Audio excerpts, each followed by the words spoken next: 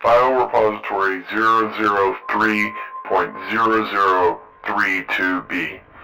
Watch Fortress Erioch is a vast space station that lies in the outer reaches of the redacted system in the untamed void between the Canis and Arcturus Salents.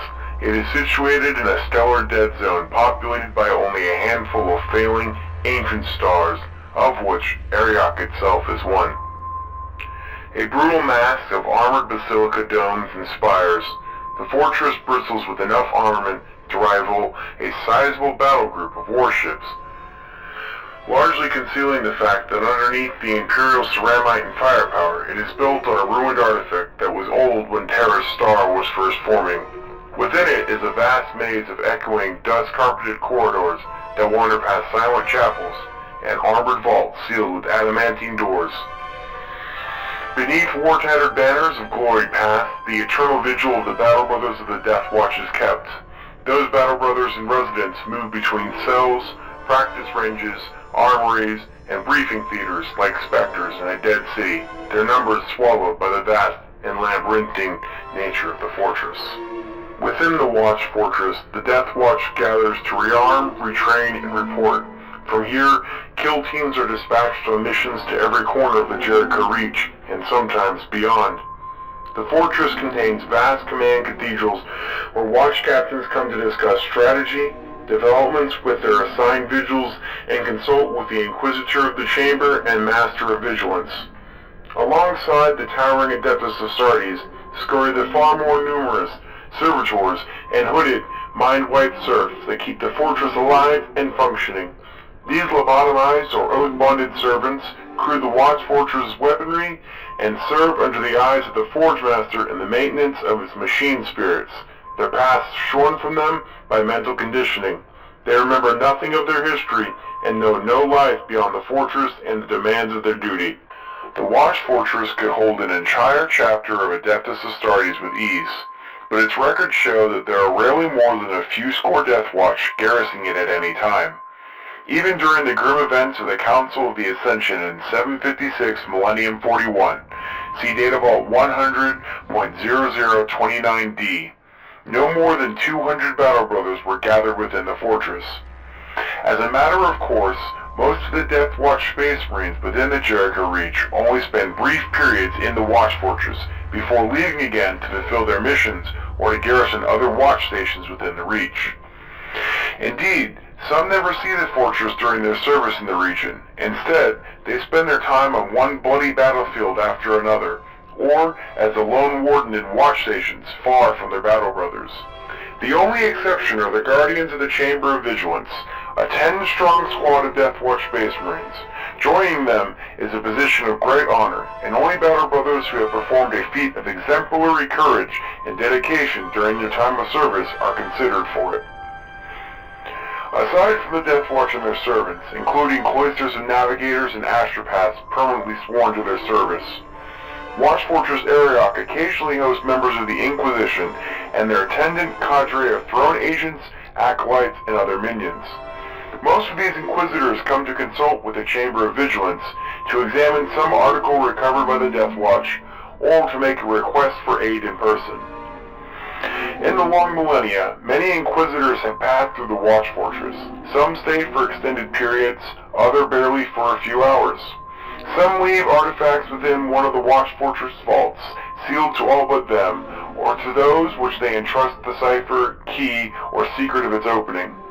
Some of the vaults have stayed this way for millennia.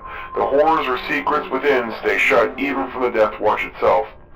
Despite the power of the Inquisition and the ancient and honored rule of the Inquisitor of the Chamber, the sole and final authority of the Watch Fortress, and thereby all Deathwatch Marines in the Jericho Reach, is the Master of Vigilance, a position held by the most senior Deathwatch captain in the Jericho Reach.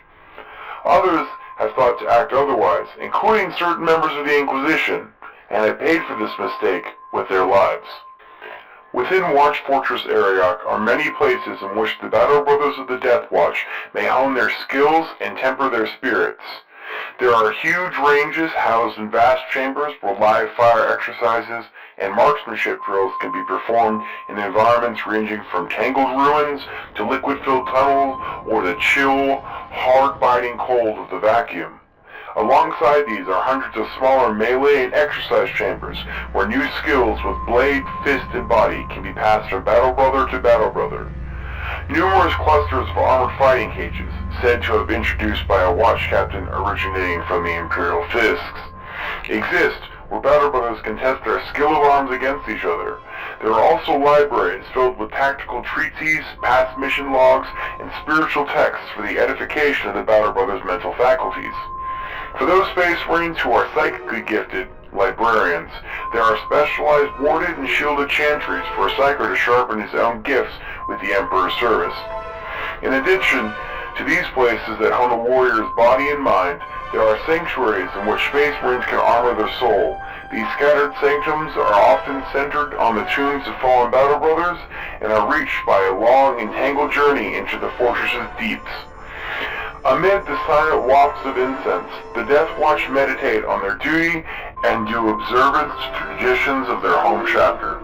Many of these small devotional shrines hold banners and relics given as a mark of honor by chapters whose brethren have died as part of the Deathwatch.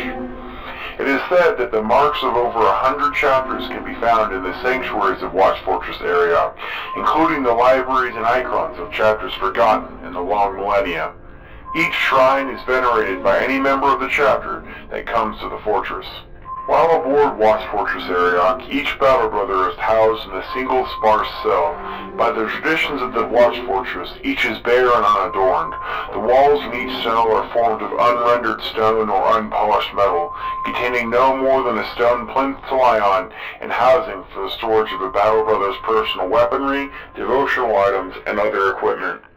These simple quarters are the same regardless of whether the Space Marine is a standard battle brother or an honored watch captain. However, some particularly individual Space Marines flout this tradition by displaying trophies, keepsake, or other reminders of their home chapter. By the same traditions, battle brothers arriving at the Watch Fortress are grouped together in cells next to battle brothers already in residence with no division by rank or fighting formation. Likewise, the taking of food and drink is traditionally done together in one of the refectories, with the battle brothers sitting on stone benches beside iron-topped tables beneath the light of devotional candles. Though the Watch Fortress is the domain of the Adeptus Astartes of the Deathwatch, other men and women live and serve within it. Serfs and other important functionaries, such as the fortress's astropathic choir, are housed in enclaves well removed from the battle brothers of the Deathwatch and sealed away from ready access to the deep places of the fortress and its many vaults. The Inquisitor of the Chamber of Vigilance traditionally keeps residence in the Tower of Brass, which juts into the vacuum of the upper hull of the fortress like a blade tip projecting from the back of a skewered foe.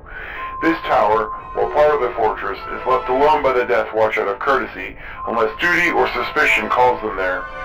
Within this vast edifice, the Inquisitor of the Chamber houses his personal staff and entourage. It is, in effect, his personal domain to maintain as he wishes. Other Inquisitors who come to the Watch Fortress are often made personal guests by the Inquisitor of the Chamber and housed within the Tower of Brass. Some, however, are either not given the honor of such an invitation or prefer to keep their own company and are housed in one of the fortress's many sets of staterooms which lay empty until needed. The armories of the fortress are located deep beneath its armored hull, secured behind the thickest blast doors and internal layers of void shielding of the kind more commonly used to protect battle titans. This is the realm of metal and actinic light, of the beat of hammers and the fire of forges that arm and armor the Emperor's Angels of Death. Made up of workshops, magazines, and armories, these are the domains of the Tech Marines that serve in the Deathwatch, and all fall under the ultimate authority of the Forge Master of the Watch Fortress. Chainswords, power axes, bolters, drop pods, tanks, thunderfire cannons, and all the other tools of the Adeptus Astartes are held here. Their warlike machine spirits soothed by the machine buzz of servitors and the touch of sacred oils until they are needed. There are also billions of rounds, charges, and cylinders of ammunition from the simplest blast pack to the massive grad-stabilized macro shells fired by the fortress's main defensive batteries. In the deepest reaches of the armories, curled in waiting sleep, are the ancients of the Deathwatch. Those who have been so grievously injured in serving the Deathwatch may, with the blessings of his chapter, be granted the honor of being installed in the cybernetic web of an armored sarcophagus, so that in times of great need they may once again serve alongside their battle brothers as a dreadnought. There are believed to be 3 such rare and mighty ancient dreadnoughts currently dormant within the armories of the Watch Fortress. Though they have not been awakened to war in over a century, only the Forge Master knows the truth of their numbers and state. Many of the most exotic and potent weapons of the fortress, however, are held within sealed vaults deep within the Watch Fortress, accessible only to those who bear the secret of their opening. Some vaults only open to members of a particular chapter, or those who bear the gene seed of a particular Primarch, being gifted or left in trust by one of the chapter's number. Others only open to particular members of the Inquisition or the Adeptus Mechanicus.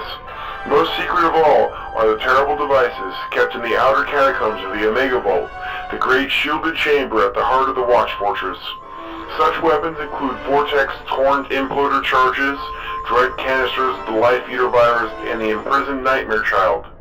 These weapons are only unit one at a time, and by the will of the systems that lie to the center of the vault's many chambers, watching and waiting for the future. The exterior of the Watch Fortress bristles with weaponry. Its sides are studded with the maws of macro cannons, missile clusters, Thunderhawk launch bays, and plasma mortars, while the spires that rise from its surface are serrated with hundreds of defense laser cupolas. The Watch Fortress has firepower enough to vaporize a battleship in a single volley, or to shatter a small moon should the needs arise from any quarter. Beyond these fearsome weapons, separate defense platforms spin in thrust-corrected orbits, each armed with deadly lance batteries and torpedo launchers. Additionally, patrols of defense monitors roam in the cold void, cutting secret paths through deadly minefields, heavily armed and armored spacecraft that together are capable of matching the firepower of a capital ship. Watch Fortress Erioch also has extensive void docks in which dozens of capital ships or barges could be docked and resupplied at the same time. However, most vessels that come to the Watch Fortress are smaller ships, such as the Deathwatch's rapid strike vessels or the occasional vessel bearing a visiting dignitary. Both defenses and docks are crewed by legions of servitors and ratings that are supervised by human serfs that are oath-bonded to serve the Deathwatch all their lives. In a crisis, overall command of the Watch Fortress and its defenses is taken by the Master of the Vigil as the presiding Watch Castellan. In addition, there are many watch stations scattered throughout the world's moons in the cold void of the Reach. These watch stations are fortified outposts used by the Deathwatch, and no 2 watch stations are quite the same. Some take the form of single-blocked armor bastions from which eagle-headed gargoyles glare out at the silent expanses of dead worlds. Others are complexes of foreboding towers strung through the peaks of lunar mountain ranges, while yet others are small jagged stations that watch from the blackness of space, bristling with auspex arrays and seer webs. No matter their location, all watch stations exist to serve the Deathwatch's bases of operation, and as an ever-vigilant gaze on the Jericho Reach. Each station is fitted with highly advanced sensors that constantly gather information about the area around them. These sensors gaze far into space, scour the air of communication types, and even skim the warp with powerful witch-side augers. All the information gathered by a watch station is stored in data reservoirs in the heart of the station, and when any Deathwatch Space Marine leaves the watch station, it is his duty to take a copy of the information gathered by that station and return it to Watch Fortress Erioch for entry into its records. Small, high-speed, warp-capable vessels known as Dark Hunters are designed to slip unseen through the stars while they make their rounds, harvesting the watch station's valuable data. Thus, the Deathwatch sees much that passes in the Jericho Reach that eludes most others. All watch stations, however, have weapons and material caches to some extent, arms that can be accessed by any Deathwatch kill team that needs them.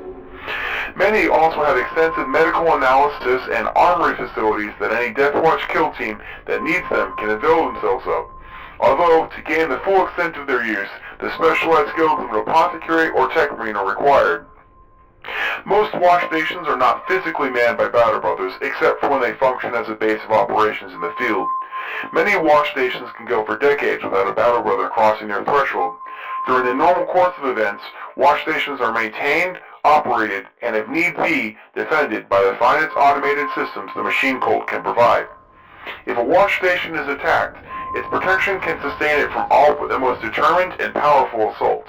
If breached, it will self-destruct, annihilating itself utterly, leaving nothing of its secrets for the enemy. A watch station's greatest defense, however, is the secrecy, remoteness, and concealment of its existence. For more information on active and dormant watch fortresses, see File Repository 003.0033b. Further supplementing the Deathwatch's presence in the Jericho Reach are a great number of space vessels, which the Deathwatch take great care to maintain. These vessels include a number of warships, light craft, and other diverse vessels for their own uses. Most of these ships operate alone, transporting Deathwatch battle brothers to where they are needed, combating spaceborne threats, and providing overall support to Deathwatch operations. The majority of these craft take the form of destroyers, frigates, and other classes of rapid strike vessel, along with modified hunter-class destroyers known as Dark Hunters. Larger warships and also several captured raider vessels and merchantmen are held in reserve should a particular mission warrant their use. The lighter classes of vessels suit the needs of the Deathwatch admirably, as their missions most commonly need to deploy and extract very small numbers of Deathwatch battle brothers with great speed, precision, and, when called for, subterfuge. Like other Space Marine vessels, the warships of the Deathwatch are primarily crewed by servitors and oath-bonded serfs, with a handful of battle brothers serving as command crew. These ships are often highly sophisticated in design, outfitting and armament, and even over those used by other chapters of the Adeptus Astartes.